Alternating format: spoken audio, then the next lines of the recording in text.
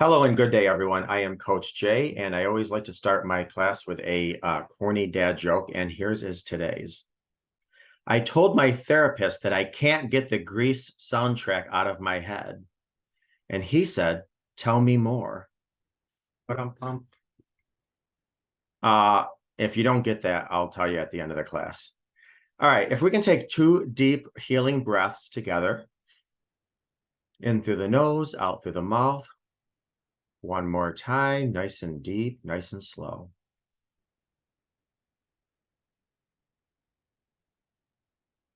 All right.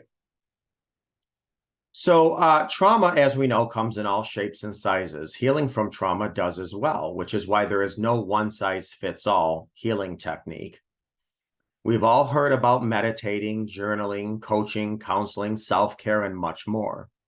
I wanted to present you today with a few additional tips that are slightly different from the usual norms.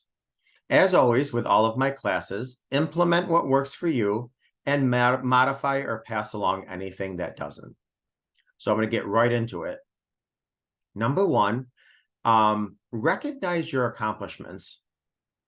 Write out, and a lot of people immediately are like, okay, let's see, what are my degrees and what have I accomplished and have I climbed Mount Kilimanjaro? I'm not talking about those. I'm talking about your everyday mini micro accomplishments. Write out a list of all accomplishments at the end of the day. Include everything from your laundry to any grocery lists, to any groceries that you picked up. Did you rest that day? Did you meditate that day? Did you call a friend or a family member? Did you say positive affirmations to yourself? Did you take care of your body? Did you clean your house? These are all accomplishments. So a perfect example, let's just say at the end of the night, I wrote down, I fed the dog, I ate 3 meals, I folded the laundry, I took a nap, I did a good job at work, I was kind to myself. Those are all fantastic accomplishments. And you didn't have to climb Mount St. Helen.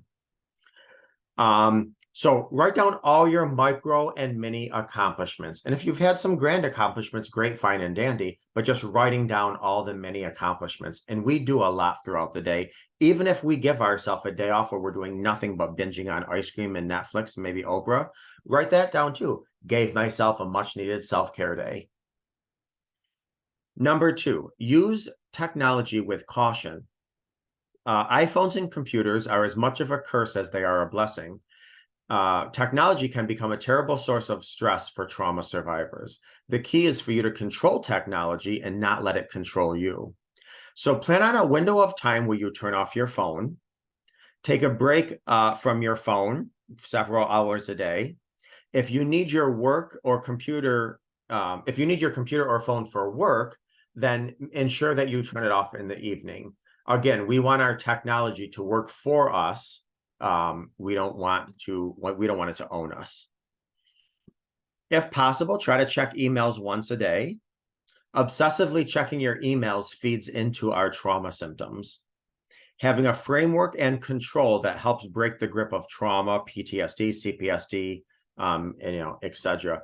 I know for a lot of people, when a text comes in, for whatever reason, it triggers their nervous system, and they have immediately almost, I don't want to say a panic, but a high anxiety of, I got to respond to this now. I got to tend to this now. Well, we're a slave to our phone if that's the case. Or I keep refreshing my email, and then if an email comes, I got to tend to it now. That's controlling us. And we want to make sure that our nervous system is constantly kind of calm. Even though the world around us may be completely upsetting, I always like to think about the ocean. The ocean on top, I mean, especially if you get out in the middle of the ocean, I mean, there are waves that are, 25 feet tall and tempest and, mass chaos. But if you go, 9-10 feet underwater, it's calm. So all the world around us can be doing whatever. We just have to make sure that inside us, we are remaining consistently calm. All right, if possible, try to delete some news apps. The daily news engages us by creating a feeling of anxiety. I mean, holy cow, how many times are you watching the news and you shut it off and you're like, what a depressing world we live in? If you are a news junkie, then how about just going to breaking news or highlights? There's also less anxiety-inducing sites that you can go to for news, such as GNN, that's called the Good News Network. They print nothing but good news. And then there's also what's called the 1440 Daily Digest. It's not politically leaned in any area whatsoever. They just give you the highlights of the news. These are websites, these are apps on your phones. So, again, news can really have us walking away feeling a sense of drudge and drudgery and stuff. It's difficult because I heard once, if you don't watch the news, you're uninformed. And if you do watch the news, you're misinformed. So just try to, again, be mindful of the news you're watching. All right, social media. In some ways, social media represents the worst of technology. It's okay to engage in it as long as it doesn't take over your life. Again, everything in moderation and making sure that you are in control of your life surroundings and that your life surroundings are not in control of you or affecting your inner peace.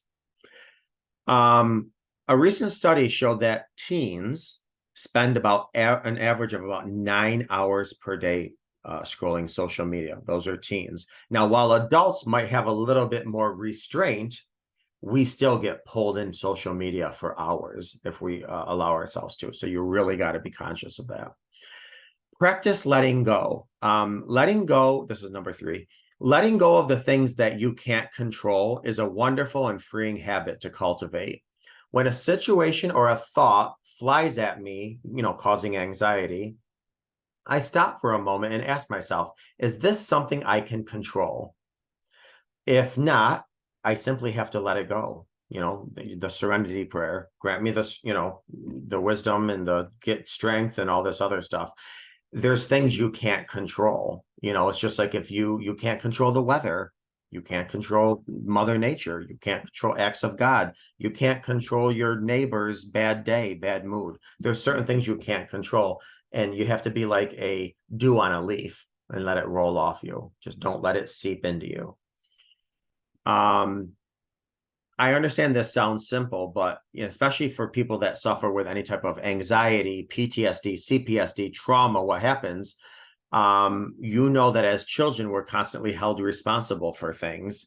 We had no control over it. And it's a horrible feeling and a freeing feeling if we can let it go. A lot of times when we were children, we dealt with things and we didn't have the resources, the support, the tools to do anything other than absorb them. As adults, we need to make sure I'm not going to own that. I'm not going to digest that. I'm not going to absorb that. Number 4, use a planner. Whether you go old school with a handwritten note or a calendar or something digital, whatever it is, I found that using a planner sets me free from pressure. So basically, I have a daily to-do list, and I use it to plan the day, the week, the month, maybe even the year. A schedule gives me a sense of purpose, even if you list the smallest of tasks.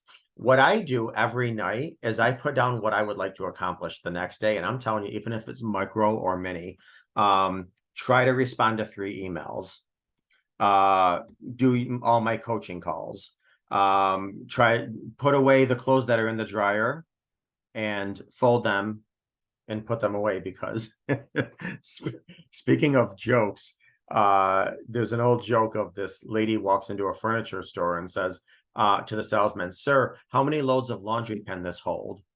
And she says, "Ma'am, that's a dining room table." And she says, "And?" Because as we all know, washing clothes takes about a half an hour, drying them takes about an hour, putting them away is about 7 to 10 business days. It always seems like there's laundry hanging around that you have to do. So I try to put on my list, fold and put away the laundry that's in the dryer. And that gives me a sense of purpose. It gives me a sense of relief, and it's anxiety reducing. Number 5, use a dump book. Recording accomplishments at the end of the day is very helpful, but it's also helpful for some to write down all of your negative thoughts as well. That way you're not carrying them to bed.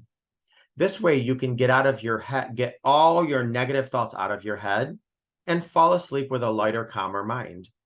You can write down your frustrations, your annoyances, your regrets, whether they're current or from the past.